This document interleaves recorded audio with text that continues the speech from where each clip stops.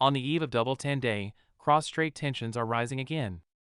In a U.S. media interview, Lai Ching-te stated bluntly that the Republic of China and the People's Republic of China are not subordinate to each other, and even publicly called out to Trump, "If you can make Xi Jinping give up forcibly unifying Taiwan, the Nobel Peace Prize is yours." At the same time, 26 PLA aircraft crossed the line to harass Taiwan. The U.S. Department of Defense and Congress issued a series of tough statements, and the U.S. Chamber of Commerce issued a rare warning: be clear-eyed and be tough. Could all this be the most crucial signal ahead of the upcoming Trump-Xi meeting? From the Taiwan Strait to Washington, from Lai Ching-te's remarks to the CCP's emotional lockdown, the next steps in global politics may well determine Asia's future. Don't miss the next drop, subscribe and enable the bell. On the eve of Double 10 Day, a Trump-Xi meeting crucial to the Asia-Pacific situation is being prepared at a rapid pace. According to BBC reporting, Trump and Xi may meet later this month during the APEC summit in South Korea. On the same day, Taiwan's Ministry of National Defense reported that 26 PLA aircraft crossed the line and 7 warships circled the island. Meanwhile, Lai Ching-te publicly addressed Trump: "If you can make the CCP abandon the idea of forcible unification, the Nobel Peace Prize belongs to you." These three moves, diplomatic probing, military pressure, and political declaration, appearing at the same time, have turned the Taiwan Strait into the most sensitive focal point in the world. On the other side, the shift in attitude among U.S. business circles and Beijing's comprehensive lockdown on public opinion indicate that this Trump-Xi meeting is no longer merely a diplomatic occasion, but a wind-direction test, testing the CCP's confidence and a new critical point in U.S.-China relations. Diplomatic layout: the Trump-Xi meeting and the Taiwan variable. BBC Chinese reported on October 8 that, barring surprises, the Trump-Xi meeting will take place later this month during the Asia-Pacific Economic Cooperation (APEC) meetings in South Korea. This coincides with the eve of the Republic of China's Double 10 National Day. The Taiwan issue has once again surfaced. Will it be a focal point in the Trump-Xi talks? On the eve of Double 10 Day, ROC President Lai Ching-te, in an interview with U.S. media, reiterated that the Republic of China and the People's Republic of China are not subordinate to each other, and Taiwan is not a part of China, and called out to U.S. President Trump, saying that if Trump can make the CCP's party leader give up the idea of forcible unification each year, the Nobel Peace Prize would be his. This is Lai Ching-te's second Double 10 address since taking office. President Lai accused the CCP of encircling Taiwan with military exercises that undermine regional peace and stability and of continually attempting to change the status quo in the Taiwan Strait. Lai stated that if he had the opportunity to speak directly with Trump about the situation in the Taiwan Strait, he would advise Trump to pay special attention to the fact that the CCP is not only conducting increasingly large-scale military exercises in the Taiwan Strait, but is also expanding its military in the East China Sea and the South China Sea. These military expansion activities, far from the Chinese mainland, are continuously heightening tensions in the Indo-Pacific region. If the CCP were to annex Taiwan, it would be even more capable of competing with the United States internationally, changing the rules-based international order, and ultimately impacting U.S. homeland interests.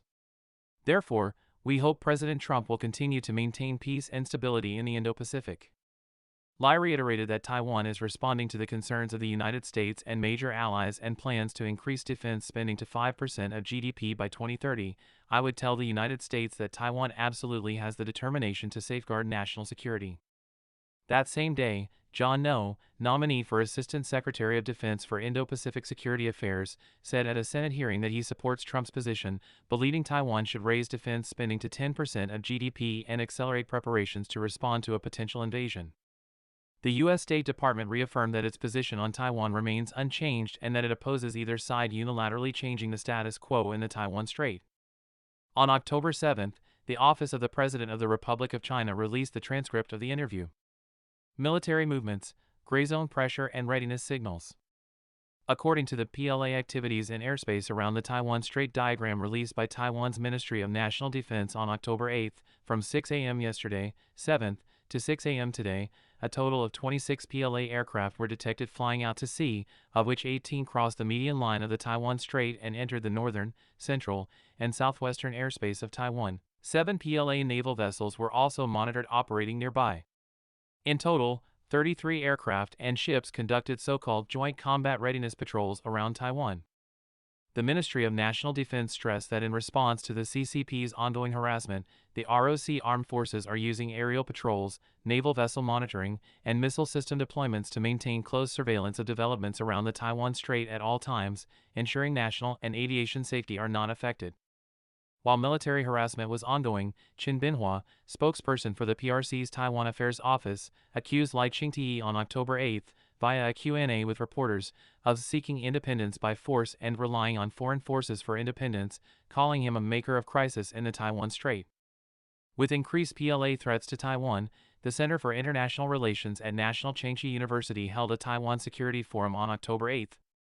Ma Xingquan, a professor at the National Defense University's Institute of PRC Military Affairs, stated that, according to publicly available information from Taiwan's Ministry of National Defense, in September PLA H-6 bomber series activities in airspace facing the Taiwan Strait occurred on as many as 14 days.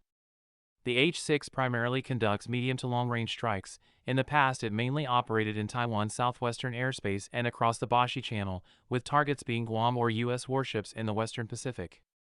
He emphasized that while the frequency of gray zone actions such as PLA aircraft and ships harassing Taiwan has decreased, bomber activity is trending upward, especially appearing directly across the strait. Combined with PLA ship and aircraft deployments around the Taiwan Strait, we can see gray zone harassment is gradually converting into a real combat force track. The threat to Taiwan's security has not decreased but increased. Ma believes He Weidong was the main driver of gray zone actions against Taiwan, and this shift is related to his downfall. Zhang Youxia's mode of military leadership has consistently followed a pragmatic combat readiness route, and at present the characteristics of the Zhang Youxia line are more evident. Ma stressed that, based on the PRC's officially released statements and other information, it can be inferred that the current top leadership does not intend to proactively use military means to resolve the Taiwan issue. However, the CCP is indeed preparing to take military action when necessary to curb so-called Taiwan independence separatist activities. Chi Lei, an associate research fellow at the Institute for PRC Political Military and Operational Concepts at the Institute for National Defense and Security Research, believes the CCP's goal of achieving the PLA's centennial in 2027 is primarily to address problems it faces, while the high-risk period for a PLA invasion of Taiwan falls in 2035. He said 2035 is the second step of Xi Jinping's new three-step strategy for national defense and military modernization. The PLA last year established the Information Support Force and abolished the Strategic Support Force to address the information integration requirements of modern warfare, a basic prerequisite for joint operations. It is estimated that after a 10-year maturation period, this force will reach relative maturity by 2035. Lin Yingyu, associate professor at Tamkang University's Graduate Institute of International Affairs and Strategic Studies, estimates that 2035 is a high-risk time point for a PLA invasion of Taiwan for reasons related to talent cultivation. Since the PLA's reforms began, there was a consolidation of PRC military academies in 2017. From 2017 to 2035 is 18 years. An officer entering service would reach the rank of lieutenant colonel, colonel, or even senior colonel by then. They would be the real backbone of the forces. The year 2035 will be when PLA personnel trained under the new system hold key posts and when capability building and talent development show results. In the face of the CCP's military aggression, Taiwan is preparing to resist with a porcupine strategy, a distinctive military approach. Top military expert Philip Ingram, in an interview with The Sun's Battle Plan Unveiled, said the porcupine strategy, also called asymmetric defense, will see Taiwan's armed forces employ the Air Force, Navy, and various weapons to turn the entire island nation into an impregnable fortress. Ingram explained, the Air Force is the first line of defense, responsible for securing air superiority over the Taiwan Strait and resisting the initial waves of missile strikes. The backbone of the fighter force is the recently upgraded F-16 Viper, one of the world's most advanced fourth-generation fighters. In addition, domestically produced fighters and French-made Mirage 2000 supplement combat capability. Taiwan's Navy will assist the Air Force by laying mines to make any PLA crossing of the strait extremely dangerous, while also preventing a maritime blockade of its territory and buying time for potential U.S. reinforcements. Taiwan's Navy possesses U.S.-made destroyers, submarines, and frigates. The submarines are designed for clandestine missions and pose a lethal threat to any invading force. Taiwan's complex missile systems are considered the quills of its porcupine strategy and the core of its deterrence. Ingram pointed out, the strategy relies on a large stockpile of precise, mobile, and hard-to-detect missiles. In recent years, Taiwan has increasingly mobilized civil defense and reserve forces. Ingram noted that Taiwan has extended compulsory military service from 4 months to 1 year to cultivate a more capable fighting force. Ingram said, "For Beijing, this is not just a territorial issue but one of national destiny. For Washington, it's a red line." Elizabeth LaRuse, adjunct senior fellow at the Pacific. Now, President Trump, like his predecessors, is maintaining both policies.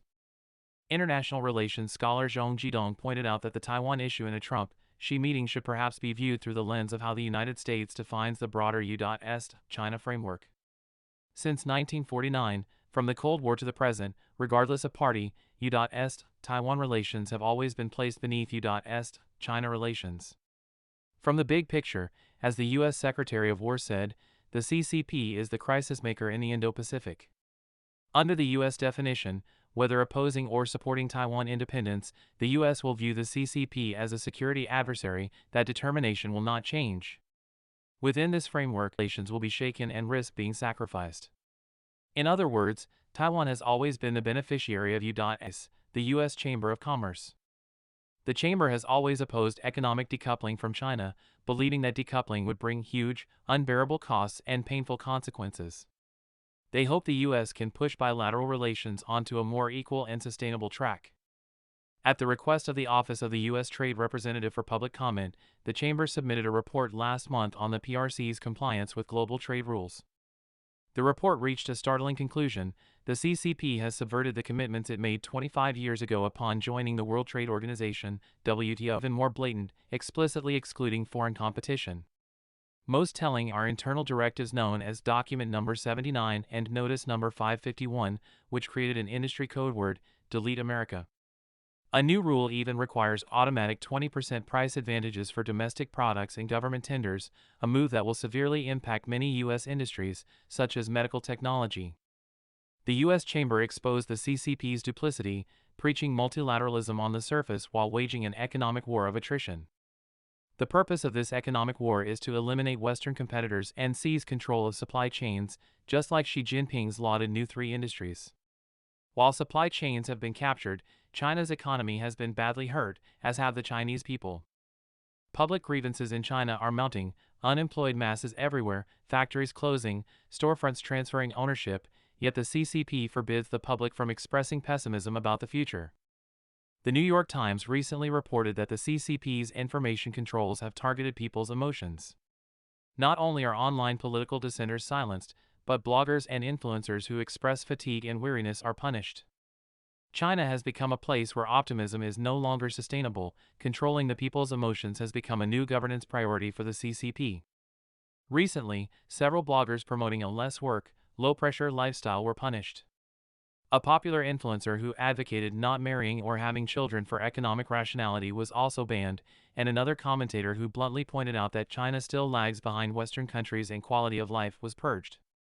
Among these content creators labeled cynics and skeptics, two once had tens of millions of followers. In recent weeks, their accounts were suspended or permanently banned. At the end of September, the CCP's internet regulator launched a 2-month social media cleanup campaign.